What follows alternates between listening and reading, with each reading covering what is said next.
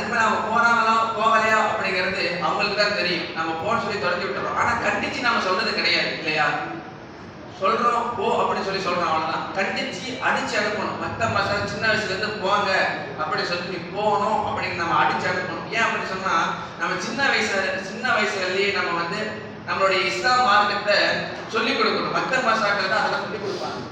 வேற சாதாரணமான வீடுகள்லாம் அதெல்லாம் ஸ்கூல்லாம் சொல்லிக் கொடுக்க மாட்டாங்க. அப்போ மத்த மசாக்களுக்கு சின்ன வயசுல இருந்து நம்மளுடைய பிள்ளைகளை அனுப்பணும்.